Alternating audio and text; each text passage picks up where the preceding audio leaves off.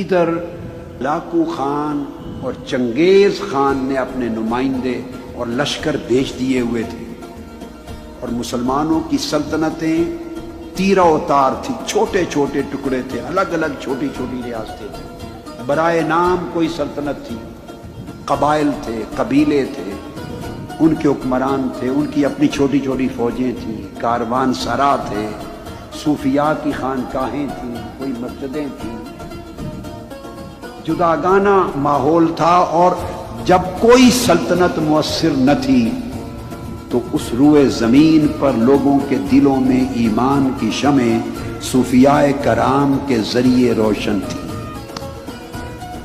صوفیاء کرام کے وجود سے شمعہائے ایمان روشن تھی، اور اسی دور میں یہ جو بعد میں خلافت عثمانیہ بنی ہے، سلطنت عثمانیہ، اس کی داغ بیل ڈالنے کی جد و جہد ہو رہی تھی۔ اس خلافت عثمانیہ جو 1924 میں جنگ عظیم اول کے بعد جا کے ٹوٹ گئی، اس کا بانی ارطغرل خان، لکھنے میں ارطغرل آتا ہے، ارطغرل، مگر ٹرکش زبان میں غین نہیں بولتے، ارطغرل یہ بانی، وہ ایک نئی اسلام کی عالمی سلطنت قائم کرنے کے لیے تگ و دو اور جد و جہد کر رہا تھا، مار کے ہو رہے تھے۔ 656 ہجری کے قریب تاتاری فتنہ بغداد آیا ہے، اور 22 سے 24 لاکھ مسلمانوں کا قتل عام کیا ہے، اور دریائے دجلہ ہفتوں تک 2.5 ملین مسلمانوں کے خون سے سرخ ہو کے بہتا رہا۔ 656 کے قریب یہ فتنہ یہاں پہنچا۔ ادھر مقابل سلطنت عثمانیہ کی تشکیل کی جد و جہد شروع تھی۔ ارطغرل یہ سلیمان شاہ کا بیٹا تھا،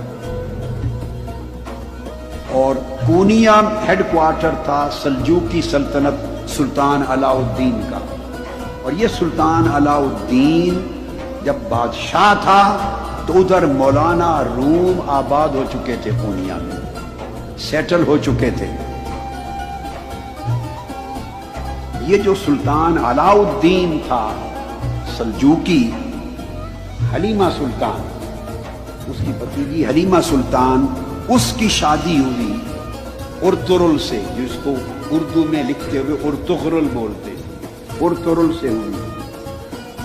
اس کے 3 بیٹے ہوئے، اس کا چھوٹا بیٹا، اس کا نام تھا عثمان۔ اس ارطغرل نے تاتاری فتنے کے خلاف اور ادھر صلیبی فتنے کے خلاف جنگیں لڑ کر سلطنت عثمانیہ، ایک نئی عالمی اسلامی سلطنت کے قیام کی داغ بیل ڈالی، بنیاد رکھی، اور پھر اس کا بیٹا جوان ہوا تو اس سلطنت کا نام اس کے نام پہ رکھا گیا، سلطنت عثمانیہ، یہ خلافت عثمانیہ، جو پھر 1304 عیسوی میں قائم ہو گئی، 1304 عیسوی میں، اور 1924 میں جا کے پھر ختم ہوئی، جب کیلیفیٹ کا انسٹیٹیوشن توڑنے کا اعلان ہو گیا۔ یہ ضمناً ایک تاریخ کی چھوٹی سی جھلک تھی، وہ بتائی میں نے۔ یہ وہ دور تھا جب مولانا روم آئے۔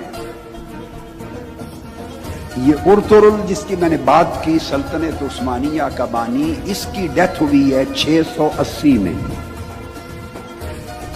وہ زمانہ شیخ اکبر محی الدین ابن العربی کا تھا، ان کا وصال 640 میں ہوا، وہ ان سے رہنمائی لیتا تھا قدم قدم پہ سلطنت عثمانیہ کے قیام میں۔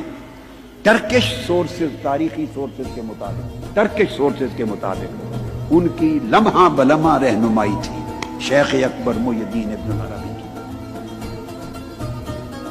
سمجھانا مقصود یہ ہے کہ جب لوگوں کے دل ٹوٹ گئے تھے، سلطنتیں منتشر ہو گئی تھی، حکومتیں تیرا اتار ہو گئی تھی، امت مسلمہ کا کوئی مرکزی محور نہیں تھا ان کو سنبھالنے والا، تو عالم اسلام کے اندر مسلمانوں کا ایمان صوفیاء کی وجہ سے قائم تھا، محفوظ تھا۔ یہ وہ دور ہے جس میں مولانا روم بھی آئے۔